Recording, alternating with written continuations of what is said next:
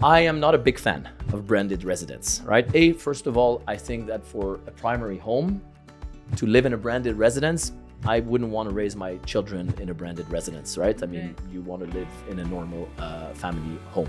At least that's my culture. Yeah. How much longer do you think, we're going to have or experience this property boom? Why don't the rents dip at all in a country that seems to be having buildings come up every other second?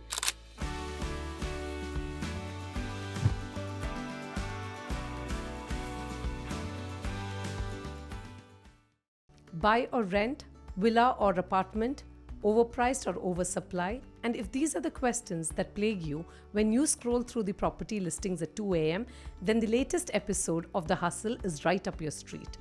Back in 2007, when everybody was just figuring out what Facebook is all about, here is a man who found a gap and transformed it into a multi-million-dollar empire. On the hot seat with me, Manjusha, and Dhanusha Gokulan is Michael Lahyani, the CEO and founder of Property Finder. Michael, welcome to The Hustle.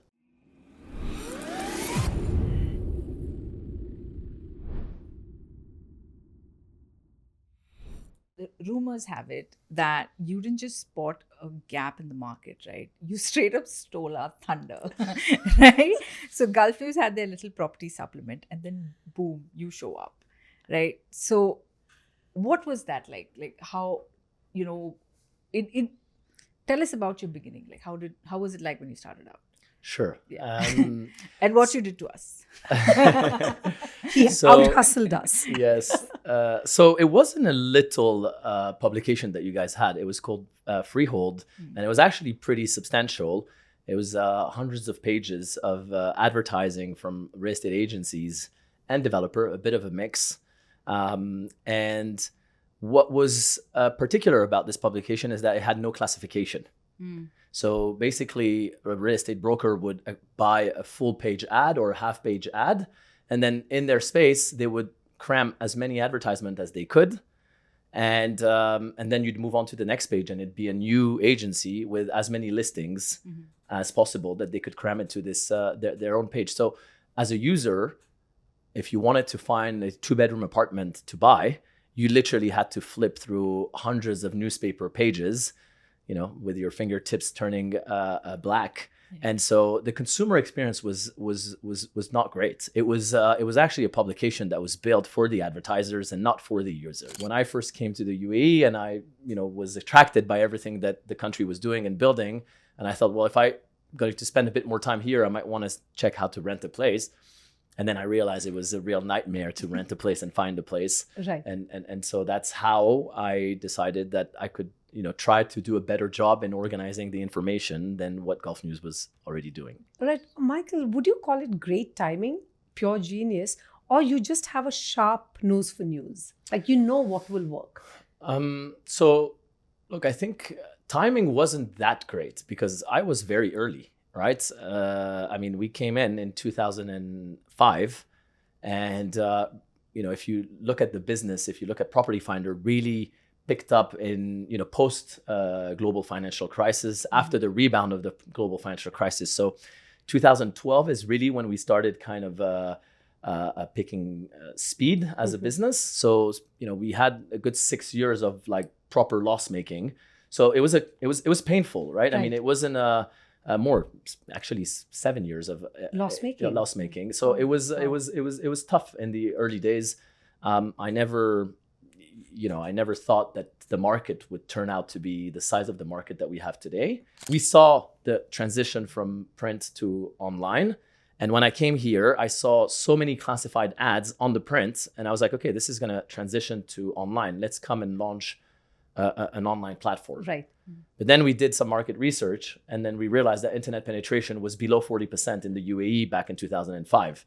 So we're not going to be able to generate decent leads, decent ROI for the advertisers with just the internet.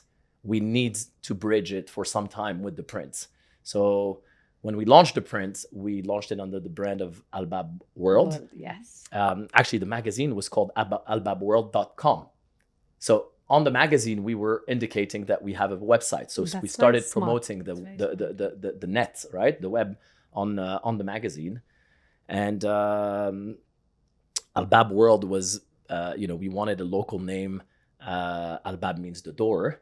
Albab.com was way too expensive for us to acquire at the time. We didn't have the budget, and so you added another word, and it became a lot cheaper, and that's why we went with Albab World. Wasn't the best name in the world. That's why we eventually rebranded and changed the name. As a consumer, and I don't cover property as such, why don't the rents dip at all in a country that seems to be having buildings come up every other second? That's one question. Why are the rents not going down?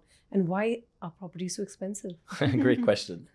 Well, one of the great things of the Dubai real estate market is that it's an open and free market where the government doesn't interfere in prices, and they let the free market actually set the prices. It's very pro-business, and that's one of the I would say the philosophy of the UAE government, opposed to what we have seen sometimes in Singapore or in Hong Kong, where they've tried to control prices, but it usually tends to backfire in the economy at some point. Why your rent is not going down, that is directly correlated to demand versus supply. So a lot of people are obviously are fixated on the number of towers that are being built. It's true, there's a lot of cranes, there's a lot of construction going on in comparison to any other city in the world. But if you look at the influx of population in comparison to any city of the world, the influx of population is far greater. So the demand that is coming from the immigration, the demand for real estate that is coming from the immigration is always higher, or at least in the last 5 years have been higher than the supply. So prices go up. That makes that of course it makes a lot of sense. But do you think it's sustainable in the long term? Like, how much longer do you think we're going to have or experience this property boom? Because Dubai, the UAE, has also suffered dips, and somehow I think over the years they've figured out a way to mitigate those risks, right? Sort of like cushion themselves against some major global turmoil. So in that context, do you think we're going to have this property boom for as long as it takes? So it's very hard to know exactly what a market is going to do. What I can tell you is that the government and the people that are involved in managing the economy here in the UAE are very careful in ensuring that there is enough supply so that the prices are affordable, so that people can continue to move to the UAE. At one point, the prices are going to become so high that it can be deterrent for people to move to the country, and that goes against the strategy of the UAE government, and particularly the Dubai government, which is to attract a population. Right, we're now at 4 million population. They want to go to 5.6 and to 8, and will be a 10 million population city at some point. So the only way, if you're not going to control prices to ensure that they don't skyrocket, is to continue to build. That's the way to go about what it. do you do when you run out of space, though? I mean, like, Is there space? Skyscrapers and everything. I mean, so that's the particularity. It's great. It's a great point as well, because that would not be possible in any other city. Think about Manhattan.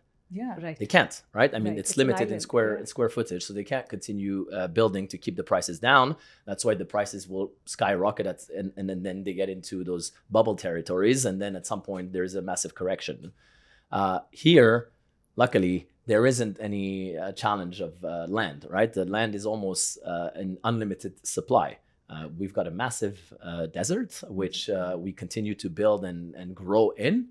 And then when we need a little bit of waterfront, we also know that we have the capacity to build islands. Right. And then if you take a sky view of Dubai, you're going to see a lot of unbuilt plots, right? A lot of patches where there's still a lot of supply of land.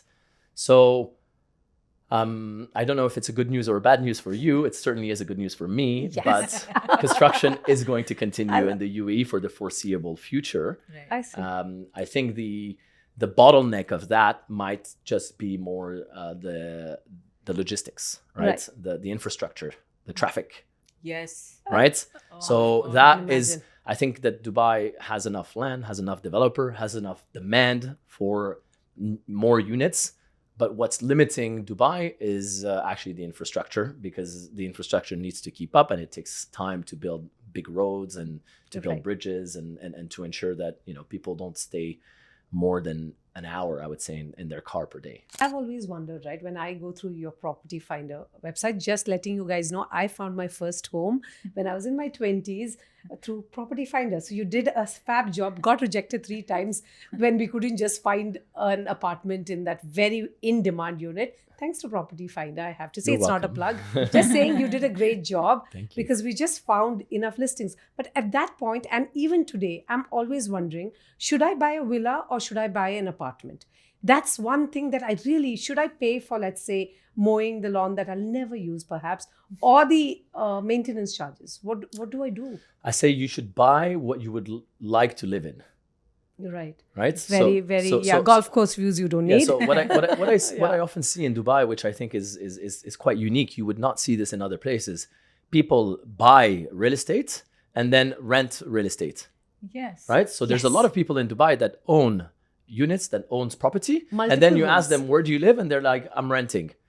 Okay, that's an interesting. It doesn't happen anywhere else in the world. No, anywhere in the that. world, people Yes, buy right. property and live in the properties that they bought, and then they can buy more properties for investment. But usually, if they buy more property for investment, they rarely rent. Right now, that was, you know, the case, I would say 10, 15 years ago, because a lot of the nice places to live you could not buy if you were not an Emirati, right? Yes. In Jumeirah, in Suqaim. Now there are other options, very nice, that you can buy in even if you're not an Emirati. So to answer your question, I would say, where do you prefer living with your family? So Is it an apartment or is it a house I that love you an prefer? apartment because I travel quite a bit for my job, 3 kids. It just, yeah, like you said, what works for you, I Yeah. guess, and what your budget Yes. is. Is that what matters? What gives you better dividends? I always look like, is apartment, can I resell an apartment? I thought it was easier to resell an apartment. Is that right? Or is that a myth that you can't sell I mean, villas? again, it's going to depend when. Right now, there is Yes. more supply of apartments than there are of villa, and therefore villas tend to be more liquid, right? There tends to be more demand for villa.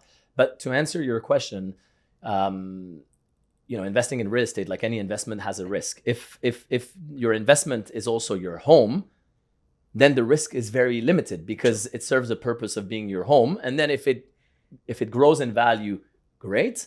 And if it stays flat or loses value, well, it doesn't really matter because you you're not live trying there. to sell the property and you're living in it. Right. Right. So I always say that, you know, buying the home where you're going to live is probably the least risky investment and the wisest one to do. Most property developers here are now moving into this luxury and ultra luxury model, and there seems to be a growing preference for it as well, right? What's your take on that? Like, do you think the demand for those kind of apartments and villas, for example, are sustainable? Yeah. So it's a great question. And so, and what you're referring to are called in the industry branded residents. Yes. Right? Yes. The And Bulgari. so- yes. Yeah, and Armani residence. And so investors or buyers, I would say, right, like branded residents because they know that there is a third-party brand that is going to have an overlook on the quality of the build.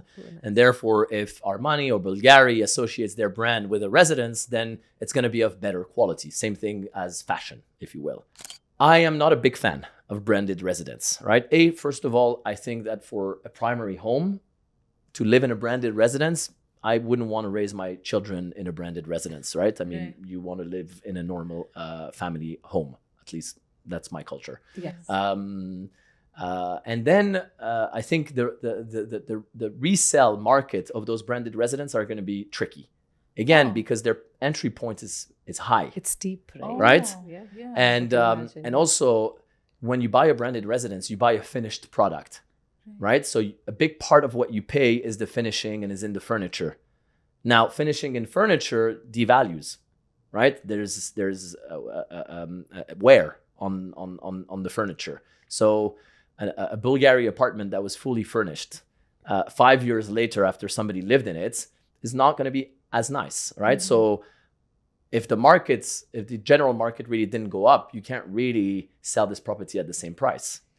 So I'm not a big fan of those branded residents, but they serve a certain purpose, and some people like to have it, particularly if they're if they're not going to live full time in Dubai. I like that. Yeah.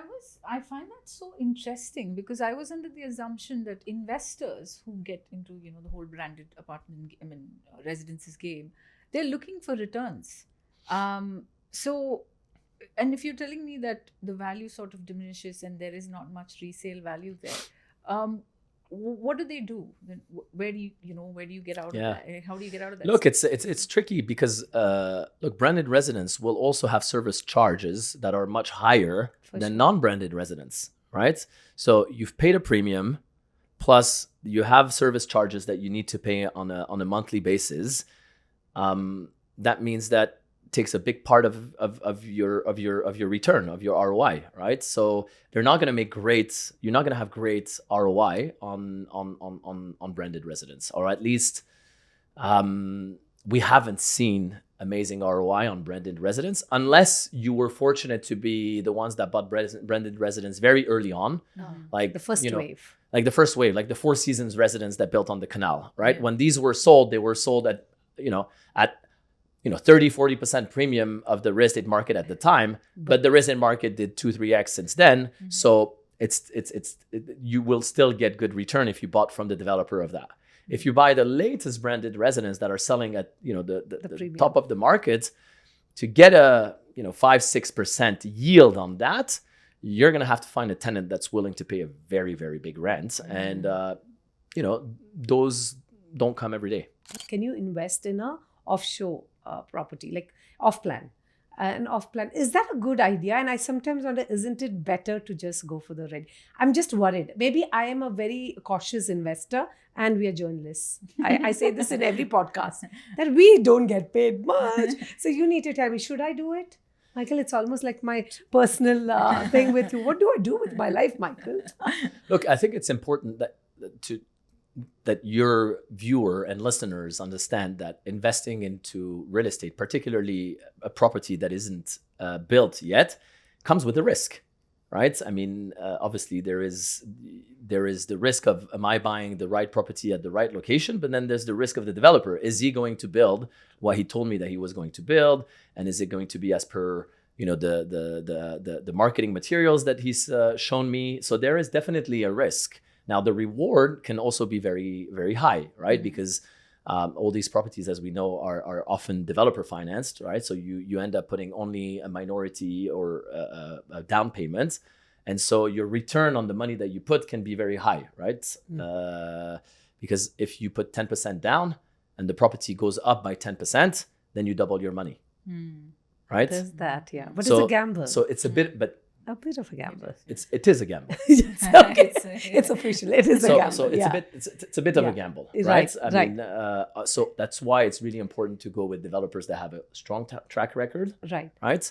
The track record doesn't necessarily need to be in the UAE. It can be a track record elsewhere. But what you want to ensure is that you're buying off a developer that cares for its reputation, that is not here for just one tower and then is going to disappear in the wild. That this is someone that is actually going to build again and again. Of course, you have to be very skeptical because developers will tell you, what you want to hear. As any person that's trying to sell a product is going to tell you what is required for you to buy the product. So, I want to segue a little bit, and we spoke about this briefly in the beginning about how you started your journey here, and you started your career here with albabworld.com, and then over the course of time, Property Finder was born. And just recently you made this massive announcement. In fact, just earlier this week, where you have secured investment from Blackstone and Permira. Yeah, congratulations. So, thank you. That's growth, right? But I want to ask you, throughout those years, which one would you say was your toughest phase, like your toughest years? Because you went through the big financial crash of 2008. Then we had that little correction that happened in 2011. And things have been a little up and down over the, Then there was COVID. So which one of all these phases, which one would you say was the trickiest for you, where you almost thought, oh my God, this is a little much? Do you want the Real answer. the real answer? Yes, unadulterated truth. Come on, we are here The very to learn. early days. Oh. The very, very early days as a startup, right? When I was competing against Golf News. These were the toughest. Really? Yes. Really? Well, because you're bootstrapped, right? Meaning you have very, very little funding. It's your own money, right? We didn't have investors, right? So it was my own savings that I had, earned through a previous business.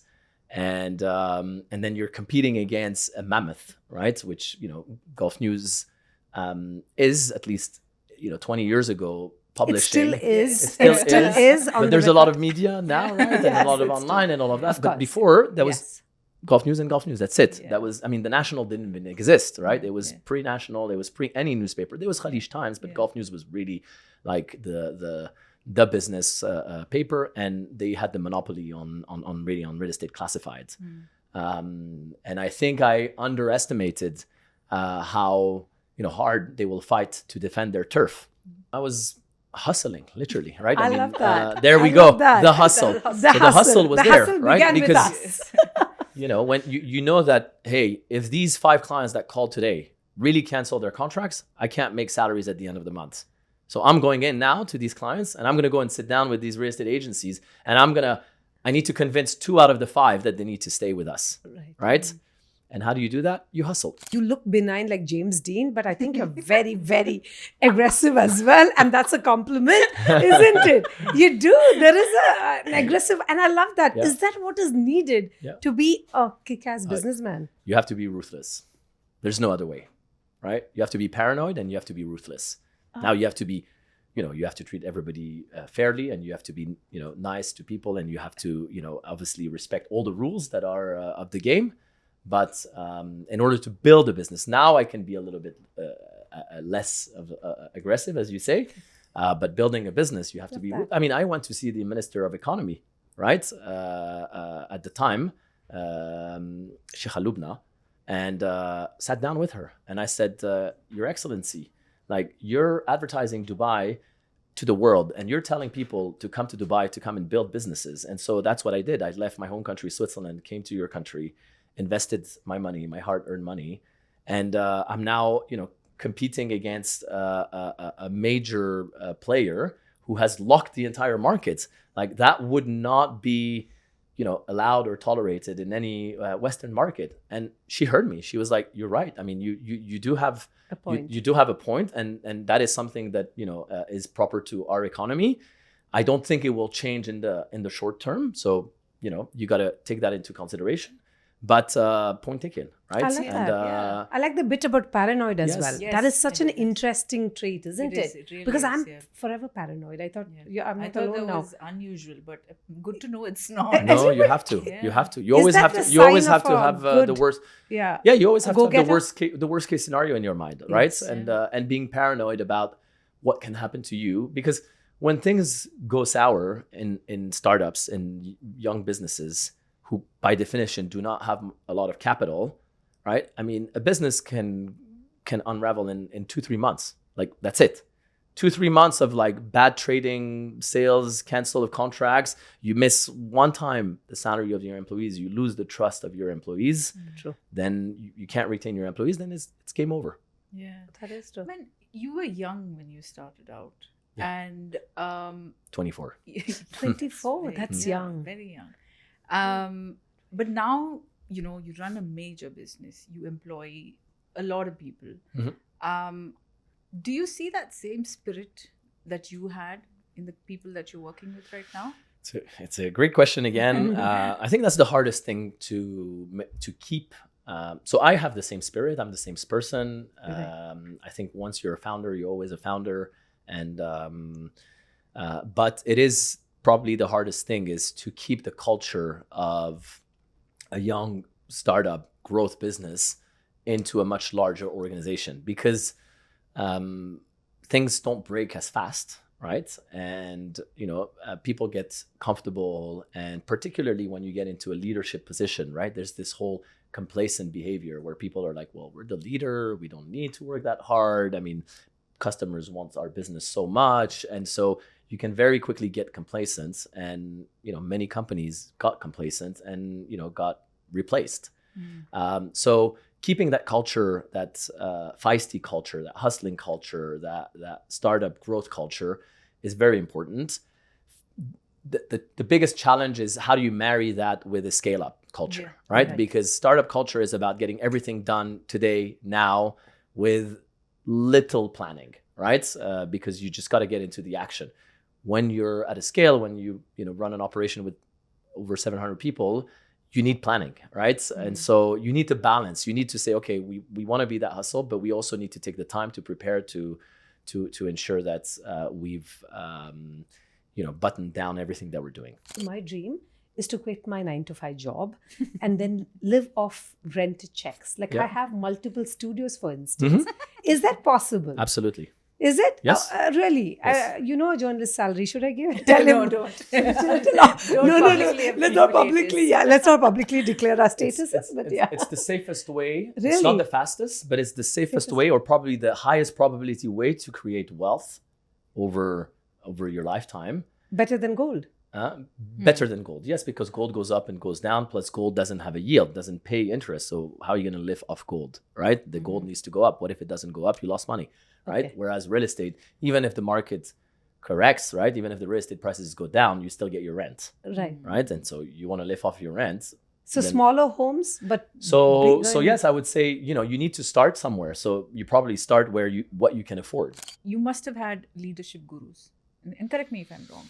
Do you have any inspirations like that, where you've taken their style from, and who do you look up to now? The truth to this answer is it's not necessarily business people that I look up to, right? I look at builders, people who build things, right? And when I say build things, I mean whether they're building cities, whether they're building something, builders. I think I had the best inspiration. Was the leader of Dubai was a big part for me, an inspiration, because I came to Dubai 24 years old. You land here and you see a lot of desert, you see a lot of projects that are under construction, and claims of building the tallest tower in the world and the biggest mall in the world and the biggest man-made island in the world, and people at the time were silently laughing. There's a lot of judgment, yes. Right? Yeah. And within the population, and with the people that were here, the residents of Dubai, and seeing the plan executed upon my eyes, right? And I was always a believer, and I always wanted to believe in that. I think I was biased because I wanted to stay in Dubai, and I was like, well, I believe in this vision, because if this vision materializes, then that means there's going to be a lot of things to do in this city. Sure. So I was a bit biased. I wanted to believe in it. And that's what got me going and keeping. So I think that for me was a massive inspiration, is to see how the leadership here behaves, right? How they're inclusive, how they're making everybody feel welcome, and how they're enabling every gender, race, color to find their place in the city and live their life and their culture and their traditions. So that to me was the biggest inspiration. But I never really had a mentor as a boss, or a mentor as a because when you're an entrepreneur, you have to have your own vision, right? And so it's good to take a bit of advice, but your mentor is your vision. Every time you don't know what to do, you close your eyes and you think, okay, where do I want to be in 10 years? Okay, so what's the thing I need to do today to get there in 10 years? And that will come, right? It's good to get advice because, like I said earlier, they can spare you from making errors, but I think you have to have your own vision, right? I mean, imagine if Sheikh Mo took advice from anyone, do you think he would have built Dubai? Right. Finding a home is really the biggest stumbling block. Ask anybody who's coming, where do I live? And I have to ask you, Dubai South, for instance, Expo, they're all talking about that's the hottest place to invest in. How do you keep track? Like, I really don't know where to look for. Do I go the Expo side? Do I go the South way? Why do you think there's such? Look, in your experience, there's different type of here is a new development, right? And so Dubai is developing Dubai South, so they need to promote Dubai South, and yes, needs to attract development. If you want to do what you're mentioned earlier, which is, living off rent. Yes. You don't want to be buying off plan, because off plan is not going to give you rent for 4 or 5 years, right? So it's a different strategy. It's more the gamble, a little bit more gamble strategy. The long game. Like the that's the investing in off plan. And then if you want the yield and the long game, then that's buying studios, apartments, 1-bedroom villas, and renting them out. Okay, got it. What's your take on what's happening in Ras Al Khaimah, though? I mean, it's an explosion that's happening there, Yeah. and you have a new type of hospitality offering that's coming up, casinos. What do you think is going to happen in Ras Al Khaimah after that? Look, it's a very exciting market, obviously, because it's new, and it has this whole angle of the casinos, and that is the channel to drive investments there. I'm a little worried when I see sometimes the volume of development that is happening there in Ras Al Khaimah, and sometimes when I see the prices, right? So if they're too high, like, it's great that they're building all of this in Ras Al Khaimah, but I want to say, easy with the prices. This is not Dubai, right? You can't be selling almost at the same prices than Dubai, right? Because clearly Ras Al Khaimah is not a hub like Dubai. So I hope that that the market continues to be strong until those apartments are built and delivered.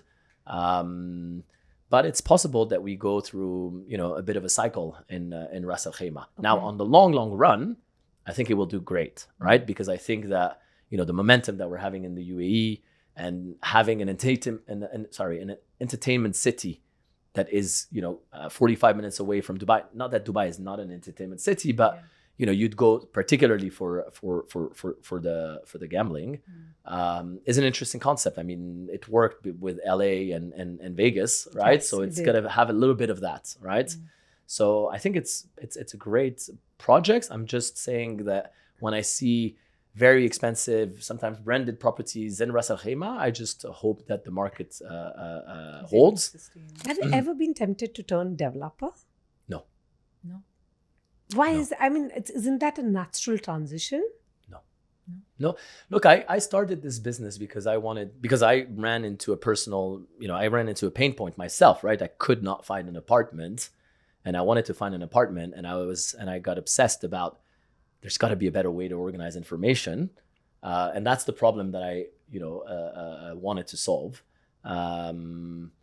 I think developing is very different, right?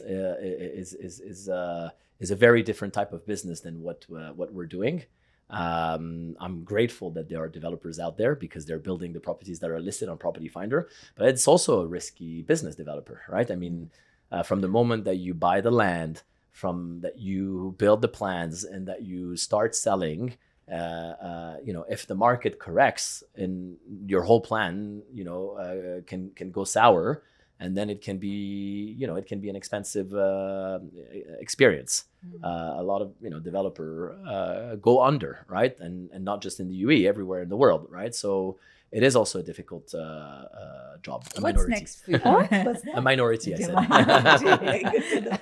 I was running through notes in my head, but no, it wasn't made public, I know. But what's next for you? And does this mean that you would not go the IPO way? No, I mean, it certainly doesn't rule out an IPO down the line, right?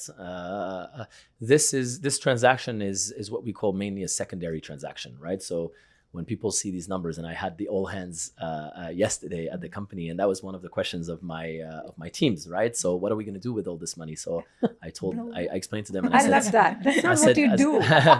Blow them most up. Most of it is a transaction between a new shareholder and a shareholder that decides to sell, right? So it's the same way when somebody does a large transaction to buy Apple share, it doesn't really impact Apple's day-to-day operation. It impacts Apple's valuation, because there's a new price per share, and therefore the company's valuation appreciates if it's a higher share price, but it doesn't really impact the day-to-day operation, right? So for us, it doesn't really change our plans, our strategy, and what we're doing, and we continue to be focused in building amazing products for our users to help you find the right place to buy or rent, and on the other side, ensuring that we deliver amazing value to our customers, the real estate agencies and the developers, with high quality leads, so buyers and seekers that are trying to buy or rent, and that's really what we obsessed on a daily basis to do. And having two new investors like Permira and Blackstone is a great vote of confidence, right? Because Permira is the first time that they're investing in the region, right? And they're a big tech investor. They own large classified sites in all over Europe. And Blackstone is Blackstone. needs little introduction in the sense that we know Blackstone is the largest alternative manager in the world. It's also a big real estate investor.